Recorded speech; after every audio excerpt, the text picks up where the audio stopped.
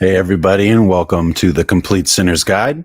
I'm your host, Joshua Davidson, and today I've decided to go kind of last minute here on a live broadcast by myself. And we don't have a guest or anything today. It's going to be real simple. It's probably a shorter episode, but just feel really led to talk about something that I've been very passionate about since I discovered it. And it's one of my favorite things. I revisit it often, and it's actually a novel, a space trilogy novel, sci-fi, Christian sci-fi. It's kind of a weird combo if you think about it. It's not very common, but this is it right here. C.S. Lewis, he probably wouldn't have called it the space trilogy, but that's what it's come to be known as.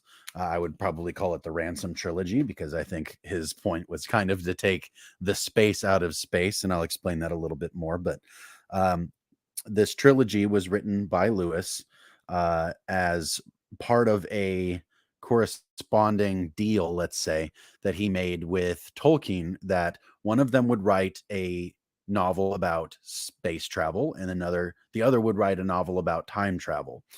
Lewis met his end of that deal, and I've yet to see anything published from Tolkien about time travel, which is unfortunate, but because that would have been incredible. I think that would have been an incredible book. Tolkien obviously was an incredible writer. He's got a really deep insight into storytelling, and I just, I mourn the fact that that never came out. It would have been a really cool thing to see a Tolkien write about time travel. But anyway, Lewis, who honestly is my favorite author, outside of the biblical authors, but I don't really count that. As far as fiction goes, this story has worked on my nerves and my attention and my imagination in a way that I really didn't even know was possible from simply reading or listening to an audiobook or whatever.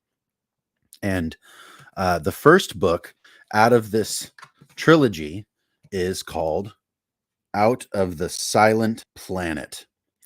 The reason why it is called Out of the Silent Planet is because the main protagonist, the main character, named Elwyn Ransom, who, by the way, is a philologist and is modeled after the person of J.R.R. Tolkien, who was one of Lewis's close friends.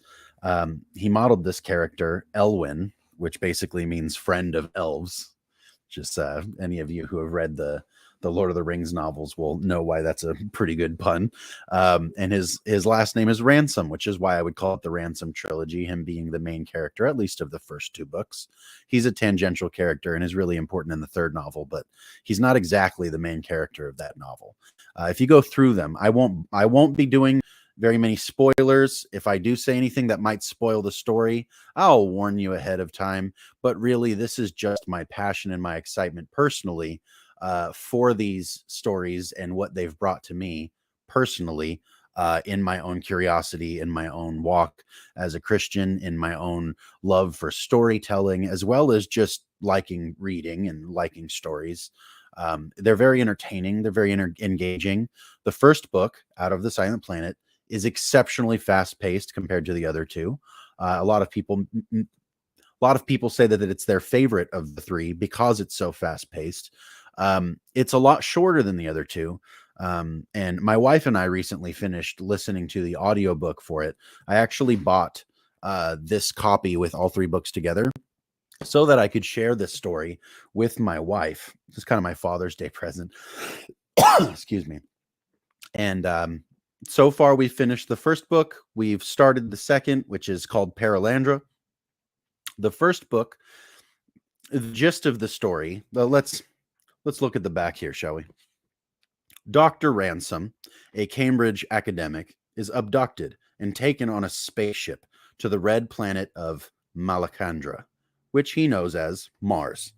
His captors are plotting to plunder this planet's treasures and natural resources and offer ransom as a sacrifice to the creatures who live there. Excuse me. Now, I don't know about you, but being offered as a sacrifice to some odd Martian characters on some other planet seems pretty terrifying. It was to Ransom also when this started to take place. This story really opens up in a very kind of normal, not terrifying, kind of like drab kind of way.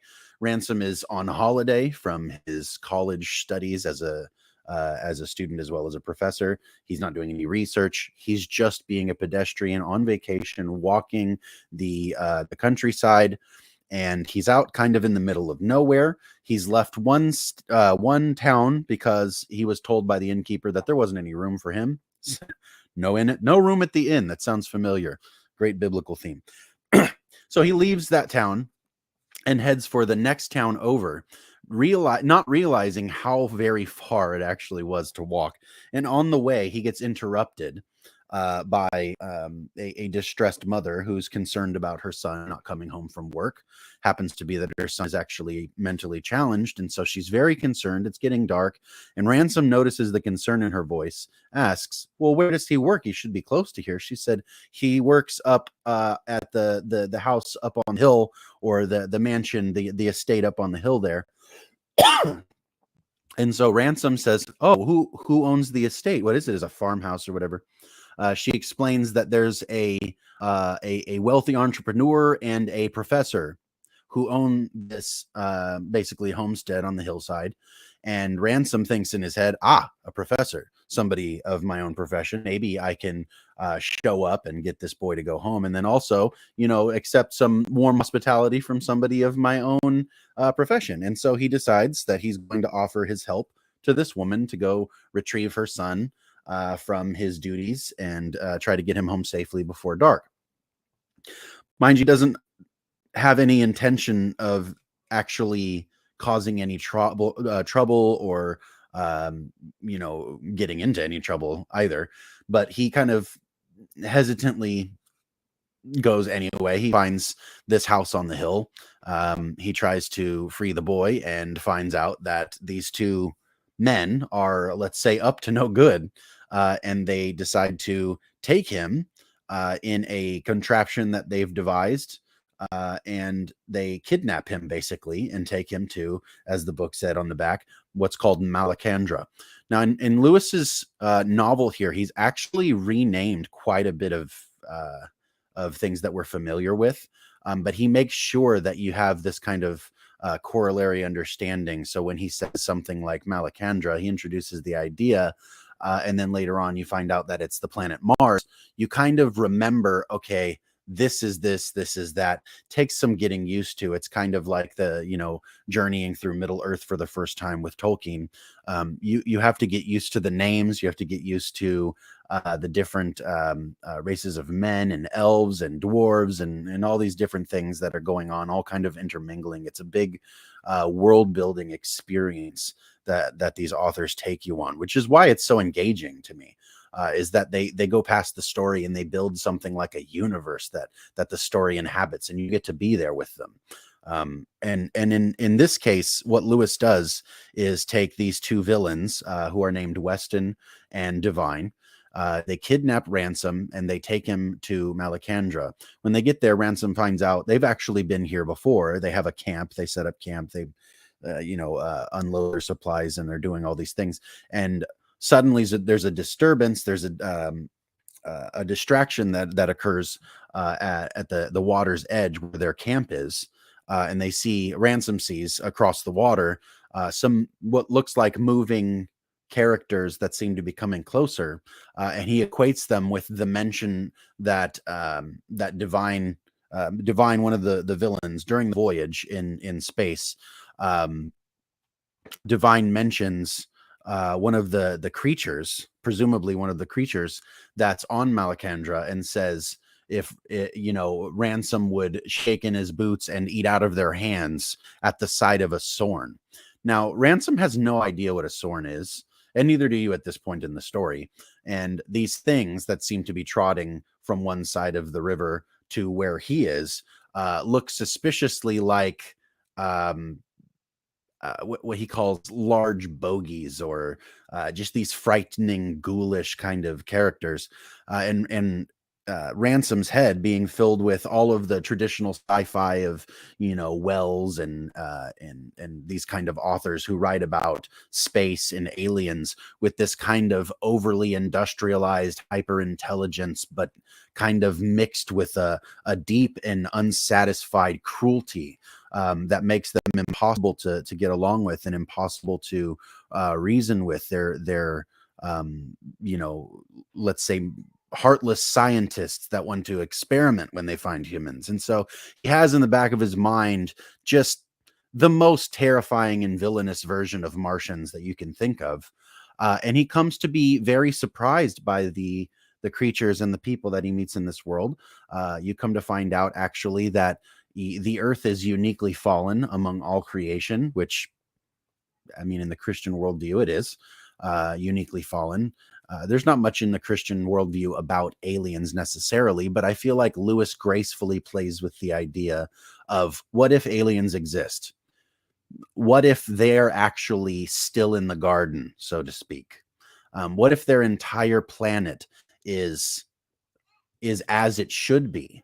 They're still in connection with God. They're unfallen, and therefore humanity is, let's say, spiritually and mentally tainted in a way that these other planetary beings are not.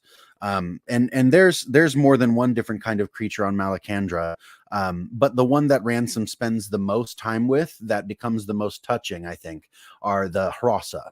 And these are very animal-like creatures. The way he describes them is they're tall and sinewy, and they have this kind of otter or seal-like face. They're black and glossy, and they have deep, dark eyes and big, throaty voices, but they speak. And Ransom, being a philologist and language specialist, hears one of them kind of talking to itself, recognizes that what it's doing is talking and not merely barking or making animal sounds. And his whole worldview about not only the universe, but specifically about that planet and about what he would call aliens, right?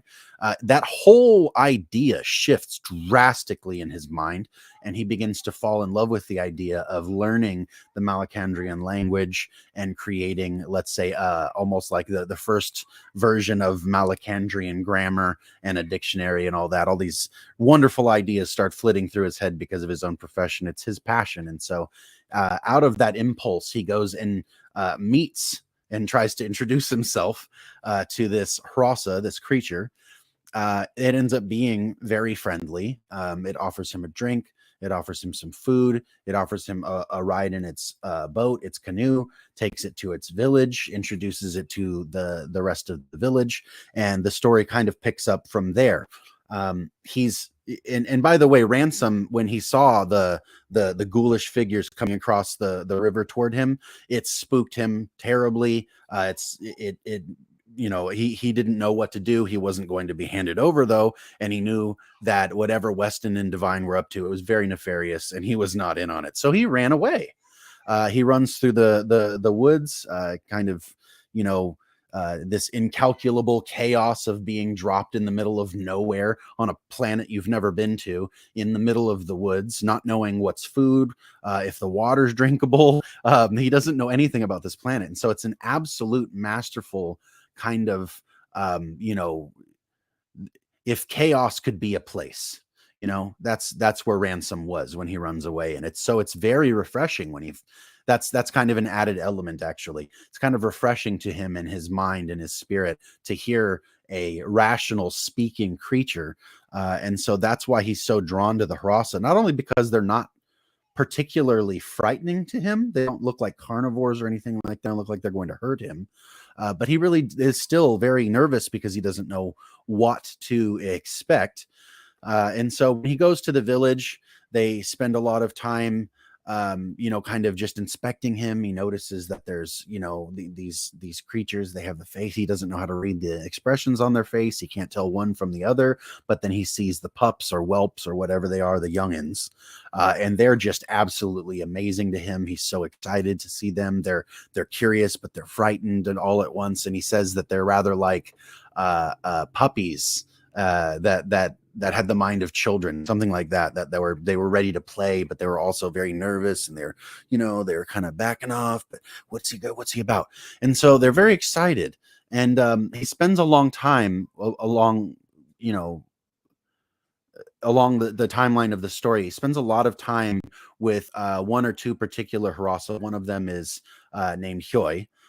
And he notices that They have, their language is very developed. They're very artistic people. They're agricultural workers. They're very good farmers. Um, they are self-sufficient and sustaining. They don't seem to have an overarching governmental authority or system. And then he asks them, because he's curious. He knows that there's Sorns. Now he knows that there's Hrassa. He's like, well, maybe one of them is the superior, um, the superior creature, superior race of rationality that subdued the other. One is mastering over the other, and the other is kind of a slave race. And he's thinking, because these Haras people live in huts and they're, agricultural, they're very low tech, very Bronze Age, stone tools, things like that. That they must be the slave race, and these Sorns must be the hyper intelligent, frightening beings that he had suspected all along. And so he kind of lives under this false thought that these creatures, just because they are unlike him, must be a danger to him, when in fact, ironically, it is the creatures, the humans that brought him there, that are the most like him, that are the most danger to him. And so it actually turns out that they weren't Weston and Divine were not trying to hand ransom over to the Sorns necessarily. It was that the Sorns were sent as liaisons, let's say, to collect a representative of humankind and bring them to the Archon, or ruler of Malacandra, the entire planet. You come to find out there's a special class or race of luminary beings. He compares them to angels, but says they're not quite that. That are called the Eldila. And among the Eldila, there's a higher class that are called Oyarsa. And the Oyarsa is actually like the Archon, or the king of the planet. And so he's a stand-in as the authority, the power of that planet, and representative of God in Lewis's universe. God is called Mel-Eldil, and these lesser beings are called Eldils. And so Mel-Eldil, Eldils, king of the Eldils. Makes sense to me. He also goes so far as to develop the idea that Earth also had Eldils and Oyarsas, but something happened and they became bent. And that planet got shut off from communication with the rest of the heavens. And that's why it's become known as the Silent Planet. These humans came out of the Silent Planet. There's your title. And they come to Malacandra, and the Oyarsa of Malacandra, this king of the planet, is very curious about these creatures that have come out from the Silent Planet. And so you learn quite a bit about not only the universe that Lewis is intending to build through the sci-fi story that he's telling, but also he incorporates some very deeply Christian religious elements in the story, in the universe building, and even in the dialogue, even in the thinking process of Ransom and these other creatures as they interact.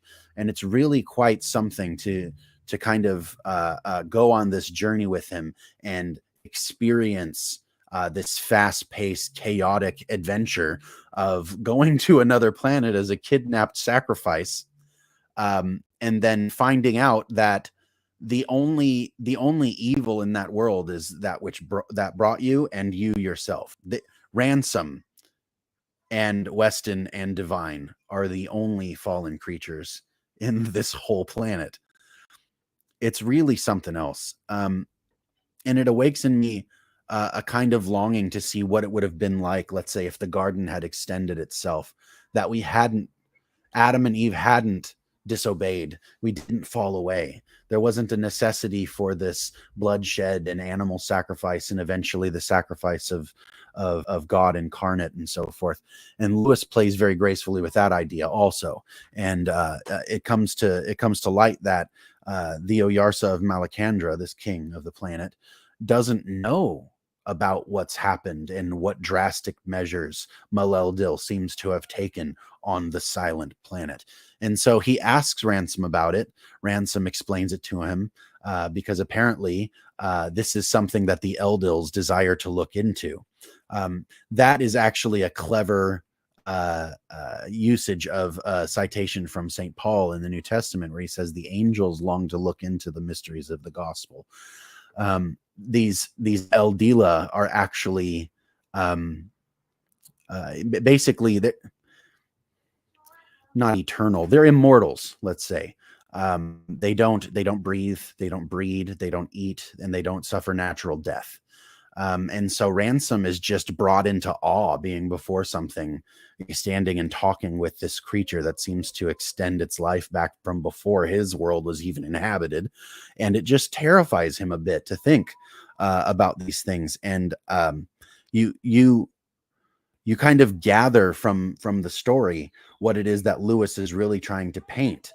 The reason why I said that I don't think he would have called it the space trilogy is because it seems like Lewis's whole purpose in writing this story was actually to bring back the idea that instead of calling space or the solar system or whatever it is outside of the planets, outside of atmosphere, this cold and dead and empty wasteland of nothing that all the planets seem to be floating and orbiting in. Instead, he populates that entire space, that entire emptiness is actually now full, because that's the dwelling place of Eldila, is what they call deep heaven, the outsides of the planets. It's more like the planets are actually running through the deep heavens, right? The planets are moving about in deep heaven. The Eldila live in deep heaven, and the planets are almost like an interruption in their space, rather than the planets being the inhabitable space and the space on the outside being empty and dead. It's actually almost like the planets are the dead place and space is just living. And Ransom has an experience while he's in the spaceship on the way to Malacandra and says, I understand now why the older thinkers were wiser to simply call it the heavens that declare the glory of God. And he's struck by the kind of vitality and life, Lewis says, that's pouring into him every moment as he travels through the heavens. There's also a really interesting concept that he has. The spaceship itself is actually globular, and so it's an outer shell and an inner shell and then a core. And so the core is actually where they keep all their stores and their and whatever they're bringing with them. That's their storage area, is the core of the spherical spaceship. It's basically its own planet. And then the outside of their storage area, that first inner sphere, is actually the ground they walk on. And so inside of this, they're walking on the sphere. They're walking, and so it seems like when you have a wall, it's perpendicular to the floor, but the following wall is out at an angle, almost like the ceiling is wider than the floor. Every room is shaped like this, but when you walk up to the wall, it's at perfect right angles to the floor. This confuses him so badly when he first is realizing what's happening and he's in the spaceship. He's trying to figure out why it seems like the ceiling is so much wider than the floor. There must be something wrong with my eyes.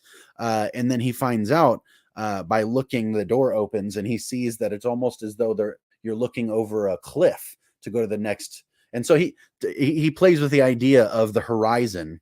If you were big enough and you could see over the horizon, you could see the curvature of the planet and experience that kind of thing. That's very clever, but also because of the fact that they're traveling through space and they're not rotating, they're simply traveling. There's always one side of the ship that's lit by the sun and one side of the ship that's facing away from the sun. And so he can travel at will from day to night, and noon never goes anywhere and midnight never goes anywhere. It's always like that. And so he's so engaged and falls in love with that experience. And that for me was one of the things that really, like I said, awoke and enchanted my imagination to think about what it would mean to have space not be empty space. And there's something about really considering the idea, and this is really where I'm going to kind of cut it off here, because I don't want to say too much and spoil the book. I really want this to be an enticing kind of thing. This video I'm doing, I want to inspire you, the listener, to go and listen to the audiobook or buy the book. I have the link in the description to buy this exact collection from Amazon in the description. Please buy this book. Please listen to the audiobook, whatever your preference, and experience the journey with Ransom that he goes on. It's really something very special in my own spirit and in my own mind to think about the idea that what we've done is wrong. This kind of worship of science that we've come to, this empiricism to look up and say, that's space, that's emptiness. Life is here where we are on this planet, but out there, that's outer darkness. Well, I think it was a mistake to replace the heavens that declared the glory of God with outer darkness.